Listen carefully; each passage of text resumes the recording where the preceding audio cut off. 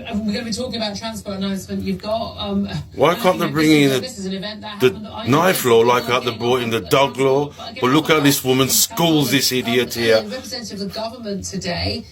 What is your reaction? What is the government? Look how she schools him. 16 teenagers have been killed on the streets of London stabbings this year alone. Disgrace. And this is the last one. What are you going to do? Here we go. Here we go. This is absolutely sickening crime, and my heart absolutely goes out to the friends and family of this young lady who's tragically been murdered on her way to school in London. It's just absolutely unbelievable that this has occurred. Regarding what we're trying to do in this area, we banned zombie knives back in 2016. We strengthened that. No, you didn't. No, you didn't. Exactly. No, Richard, you didn't ban zombie knives. You banned the sale online of knives, big, massive machetes on the line, which had writing on them. But you can still buy the knives. You only just done that.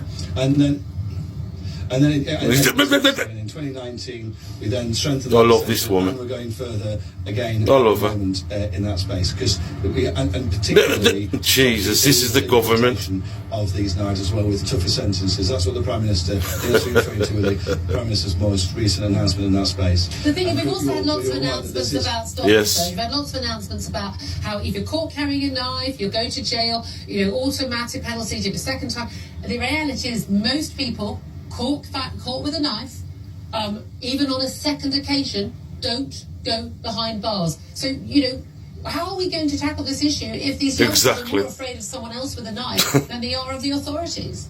Here we go. I think this has to be two things. One, as Paul was saying just before, this is obviously about sentencing, but on the other side, it's also about everybody in our communities. If they know people are carrying weapons, getting in touch with authorities and getting these knives taken. That's your job. And getting these individuals prosecuted. I think your job. That's what we absolutely have to do. We cannot see more young people needlessly losing their lives on the streets of our capital city. What I would say is that the police are there to prosecute people the police. to deal with the situation. They didn't even turn up to a shoplifting, for God's sake.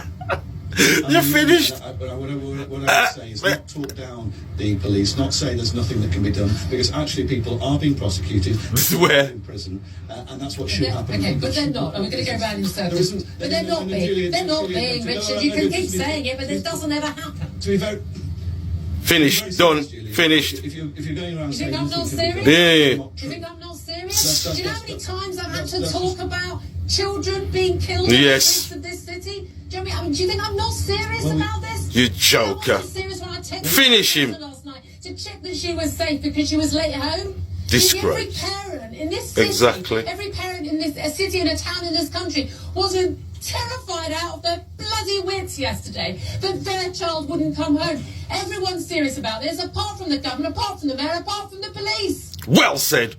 That's total nonsense. No, you're chatting nonsense. Okay, how many teenagers? 16 this year alone in one city. How many before you get serious?